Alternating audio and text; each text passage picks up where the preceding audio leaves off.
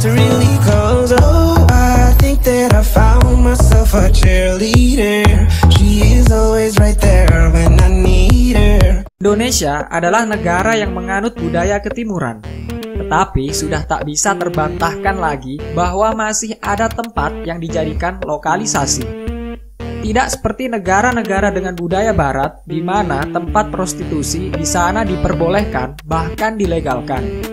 Di Indonesia sendiri, dengan pertimbangan agar para penjajah seks gak berkeliaran di tempat-tempat umum, maka dibuatlah lokalisasi. Hotel dan wisma murah sebagai tempat eksekusi dan barang-barang perintilan lain disediakan agar aktivitas seks komersial terpusat di situ saja.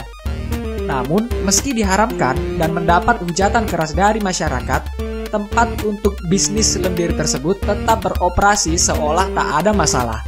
Dan berikut ini merupakan beberapa lokalisasi paling terkenal di Indonesia yang menjajakan nafsu birah Yogyakarta. Siapa yang menyangka, meski Yogyakarta terkenal dengan budaya Jawanya yang begitu kental, namun tetap saja terselip suatu tempat yang dijadikan bisnis prostitusi.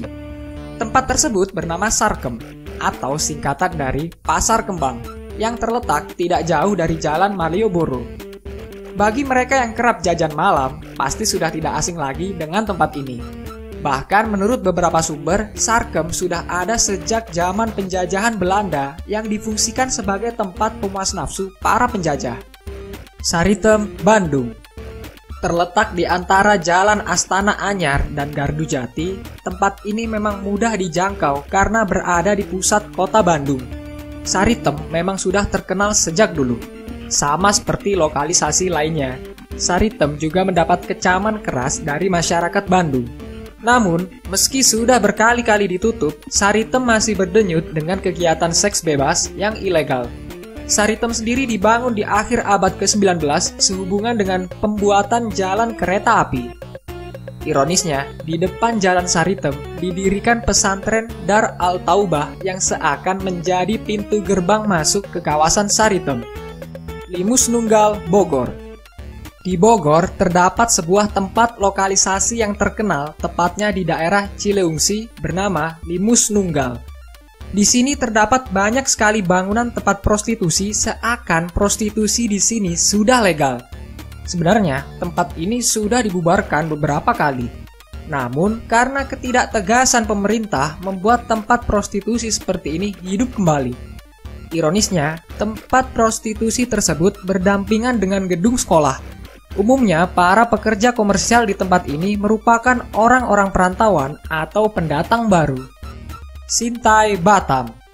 Sebagai salah satu pulau termaju di Indonesia, Batam memang menjadi tempat strategis untuk bisnis lantaran lokasinya yang begitu dekat dengan Singapura.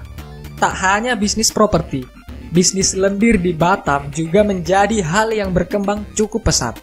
Ada lokalisasi Sintai yang menjadi lokalisasi terbesar di Kepulauan Batam.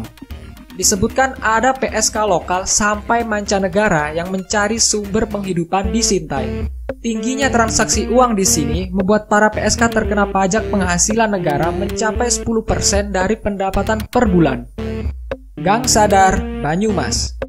Di dekat terminal lokasi wisata Baturaden Banyumas, Jawa Tengah, terdapat sebuah gang sempit yang dikenal dengan nama Gang Sadar. Gang sempit itu dikenal oleh masyarakat sebagai jalan menuju pelepasan libido seksual. Gang kecil dengan lebar 1 meter itu, di kanan kirinya terdapat rumah kos berderet hingga ujung gang. Disitulah perempuan penjajah seks komersial tinggal. Boleh dibilang, Gang Sadar merupakan tempat untuk mereka tidur. Gang Sadar mulai ada sejak tahun 1970-an. Gang ini muncul sebagai kebutuhan wisatawan yang menginginkan wisata dalam bentuk berbeda, yakni wisata seks. Berbeda dengan lokalisasi lainnya, para pria hidung belang tak diizinkan melakukan transaksi dan eksekusi di Gang Sadar. Mereka harus melakukannya di villa atau hotel dan tempat-tempat lain. Kalijodo, Jakarta. Kalijodo adalah kawasan yang dikenal sebagai tempat prostitusi yang berada dalam 2 kota administrasi, yakni Jakarta Barat dan Jakarta Utara. Dalam area ini terdapat tempat karaoke atau kafe yang berjumlah 60 bangunan. Dalam satu kafe tersebut dihuni 15 hingga 20 pekerja seks komersial. Kalijodo mempunyai tingkat keamanan yang kuat.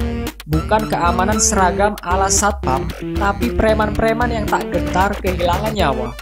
Para preman tersebut juga terkenal sensitif. Mereka memiliki insting yang kuat sekali dan mudah curiga dengan sesuatu di sekitarnya. Pada tanggal 29 Februari 2016, Kalijodo ditertibkan oleh pemerintah Provinsi DKI Jakarta dengan melibatkan Polri, Satpol PP, dan TNI. Not really close, oh, I think that I found myself a cheerleader. She is always right there when I need her.